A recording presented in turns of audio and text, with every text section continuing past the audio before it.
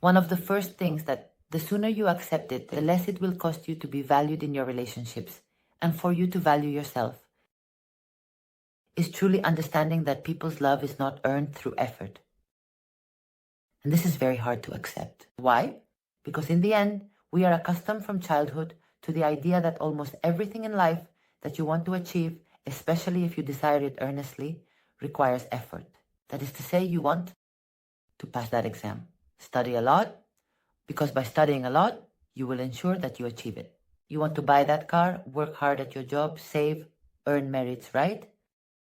So in general, it is true that in life, effort is usually rewarded. So that's why we meet someone. And if we see that we are not quite convincing the person, we think, hey, I'm going to make an effort, right? I'm going to have this well thought out detail, right? And here, for example, even men tend more to try to impress with economic efforts, and women tend more towards providing services, right? I'll prepare that lunchbox for work with your meal. I really worry about being a bit like a mother, right? I really care about how your health is, how you're feeling, and so on. I'm very attentive to you, to your needs, right? We also often believe that in the matter of intimacy, this is also something that women do a lot. I'm not going to try to have an incredible intimacy with him and hook him that way. And men don't work like that because they separate intimacy from emotions a lot. So until you hit the emotional key, it doesn't affect the physical, right? So you can be touching the physical as much as you want. But if this man is not emotionally open to receiving, it won't work. But the issue is that we are taught, we believe that by trying hard, we can win someone's heart, and it doesn't work that way. In fact, the people who are most successful in their relationships are the most detached. They are the kind of people who focus on their own things, who is too busy focusing on their own interests, on what that person wants, on what concerns that person. I mean, usually the more, let's say, egocentric, but not even egocentric in the bad sense of the word, right? Because this seems very selfish, doesn't it? Simply, the more you focus on your own things, instead of wasting time on what this person might be thinking, what this person might want, worrying about yourself, the people who focus more on themselves and whose attention is more on themselves are the ones who do better. So, as you see, it's not even about winning someone's heart anymore. It's almost the opposite. That's why I say this is perhaps it's an aspect that clashes because it differs from other aspects of life. And it's like, but why? Because it works in other areas and in love it doesn't. And we struggle and we resign ourselves. And we have this idea that if I show you everything I can do for you, everything I can improve in your life, the kind of partner I can be. And we don't function like that. Things that they influence how we make the other person feel. But not so much by what we do for the person, but by how that person feels when they are with us. So, if you want to make efforts to win someone's heart, don't worry about what you can do for that person, but rather how you make them feel when they are in your company. Because this is indeed a point that matters. That is to say, if that person deep down in their heart longs for, I don't know, to feel funny. Because in reality, they are not a very funny person. If they find in you someone who finds them funny and they appear funny in your eyes, they will like it.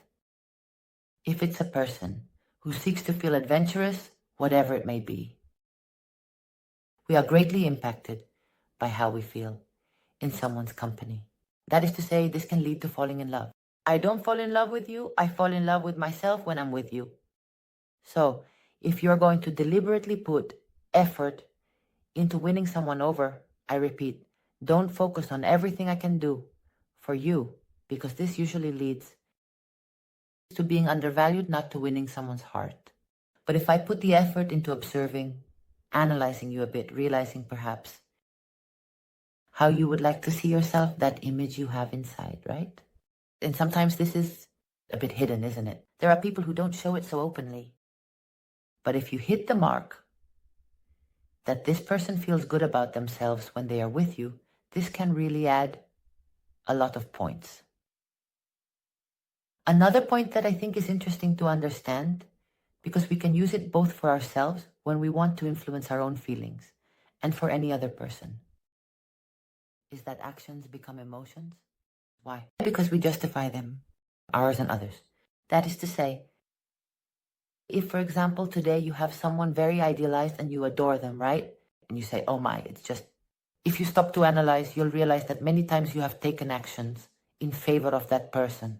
Sometimes you've even compromised your dignity. You've insisted when it wasn't appropriate, right? Well, all those actions you had to justify to yourself. And you will have come to the conclusion that it's because this person matters to you. But there comes a moment when you no longer know what came first, the chicken or the egg. That is to say, you performed an action, justified it, it led you to another, and it's like a spiral, right? We can't get out, right? Well, with just one action that contradicts those thoughts, you can turn the spiral around. That is to say, you tell yourself that you love it, that you can't help it, that you can't resist the person, right? Well, if you resisted just once, that is to say, this person might text you and you don't reply. Or he says, I'm capable of going a few days without looking at his stories. Or I'm capable of not being attentive. Saying it doesn't count, you have to prove it to yourself. But if you do it, if, for example, you suddenly go 3 days without visiting this person's profile, without checking anything, on the 4th day, something in you will change emotionally. Why? Because in the end, you have performed an action that your brain will justify. And the justification will be, wow, actually, no, I'm not that obsessed with the person. Because yes, I can take my time, I can focus on myself. Or go out one afternoon, focus on yourself, and have a good time. You will justify it. Wow, I thought I was dying for the person, and it turns out I can still go out and enjoy my time. So understand that you can use this for yourself, but also apply it to the other person. This is why, referring to what we mentioned earlier, the person is not going to fall in love because of the efforts you make for them. On the other hand, if that person makes efforts for you, they will have to justify them. That's why a trick to create a bit more emotional connection with someone is to ask them for a favor. It's to ask for a favor. Why? Because if the person does it for you, they will feel more connected to you afterward. Because they will have to justify having made the effort. So either if they did it and didn't like you, it means they wasted their time. Then they come to the conclusion that if they did it, it's because they like you. So after the favor, they will like you more.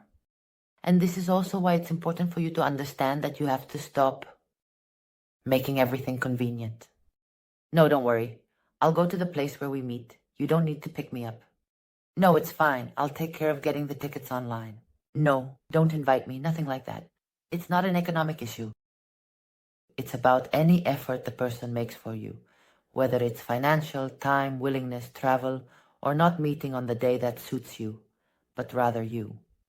Who rearranges their schedule to see me, all of that influences because these are actions that this person in their mind, by doing them, not just thinking about them.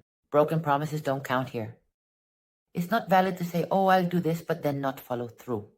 Or I offer to do it, and you say no. In the end, it was me, but I had the intention.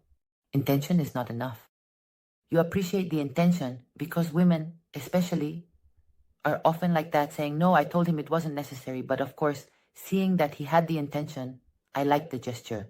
That's all well and good, but intention won't justify it in their mind. The action will. So that's why you have to allow others to make an effort instead of declining it. You have to allow it to be a bit more complicated sometimes. It's preferable when you're getting to know someone, not to see them for a few days and then meet at a time that suits you better, rather than making the effort to adapt yourself. And meeting when that person truly wants to. Understand this. Keep in mind that everything needs to be justified, both what I observe in myself, and I can use this to reduce feelings or reduce idealization if it has happened with people who are not reciprocating as I would like, as to really make the other person feel more connected and want more from me. Another thing I think is important to understand is the topic of giving. Here, we tend to see things in black or white. Why? Because normally, when we don't yet have much experience in romantic interactions, we meet someone, we are excited, and we give a lot. Then we accumulate a couple of bad experiences where the other person has either distanced themselves or lost interest. And we believe that by giving little, we will keep the other person more attentive. But it turns out they also lose interest. What's happening here? Well, we need to truly learn to use the middle ground. Why? I have to understand one thing. If I always give very, very little in my interactions, in the end, okay, yes, I'm prioritizing the element of mystery. I'm not going to overwhelm the person, that's true. But it's also likely that it will become boring because I don't engage and I don't allow progress, right? So, if another person comes along who is more engaging and clever and brings more life, in the end, they will capture this person's interest. That is to say, giving too little is like starving the person, right? The relationship dies of boredom at some point. Maybe it works temporarily, and that's also a problem. Why? Because if I come from giving a lot and people distance themselves because giving too much eventually overwhelms and makes the other person pull away, that's how it is. And now I start giving very little, and I realize that the other person is more attentive. I think, great, this works wonderfully, right? So I always keep this to a minimum.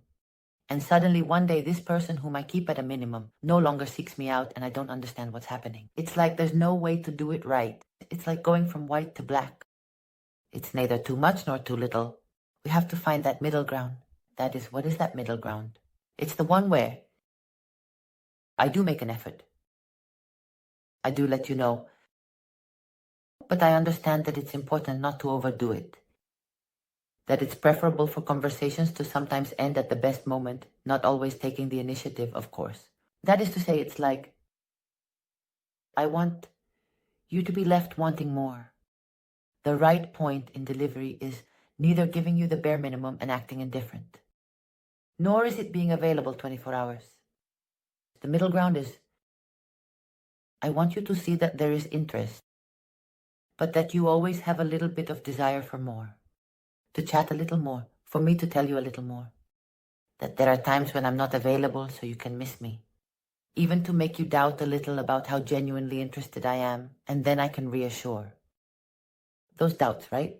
By being a bit more approachable, giving a little more another day. This is all a game of conquest. This is fine. But as I said, you have to find that middle ground. Neither here, where people distance themselves when we're here, nor here, where they also distance themselves because they end up bored.